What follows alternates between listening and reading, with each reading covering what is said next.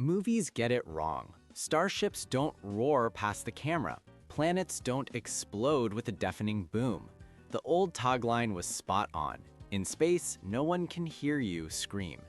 The reason is beautifully simple.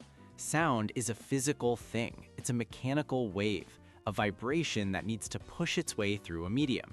It travels by jostling atoms and molecules, knocking them into each other like an endless chain of dominoes. Here on Earth, the air you're breathing right now is packed with about 30 quintillion molecules in a space the size of a sugar cube. Plenty of dominoes. But in the vast, cold expanse between stars, the interstellar medium averages about one single atom in that same space. One. There's just nothing to carry the vibration. A supernova, an explosion so violent it can outshine an entire galaxy, happens in absolute, profound silence. But that's not the whole story. That rule, no medium, no sound, only applies to the vacuum. Find a place with an atmosphere and you'll find an entirely new acoustic world.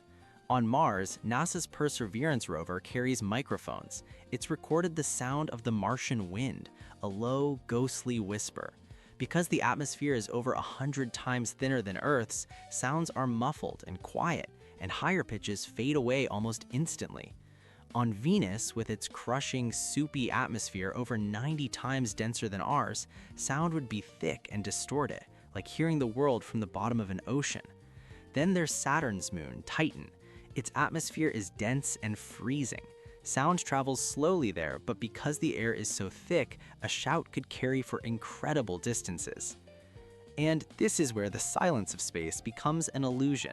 While our ears can't hear traditional sound waves from deep space, the universe is constantly broadcasting in other languages: electromagnetic waves, plasma waves, even gravitational waves. And scientists have developed a fascinating way for us to listen in. It's a technique called sonification. They take streams of data, the brightness of a star, the frequency of an X-ray, the location of a galaxy, and map them to audio.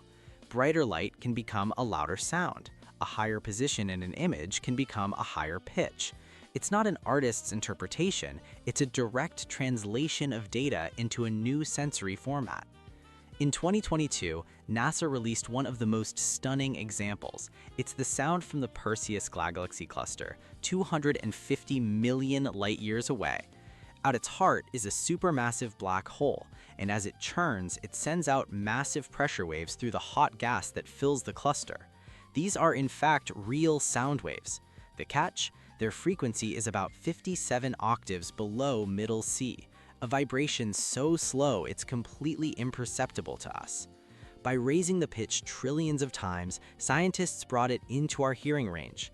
The result is a deep, haunting cosmic drone, a note held by a black hole for eons. This isn't just a party trick, it's a new way of doing science. By listening to the universe, astronomers can detect patterns they might otherwise miss. We've heard the rhythmic beat of pulsars and the gentle hiss of the cosmic microwave background. We've even heard the sound of space-time itself ringing like a bell. When two black holes merge, they send out gravitational waves, ripples in the fabric of reality. When our detectors pick them up, they translate into a distinct chirp that rises in pitch and volume. So space isn't silent. Our ears were just built for a tiny, specific medium on a small, rocky planet.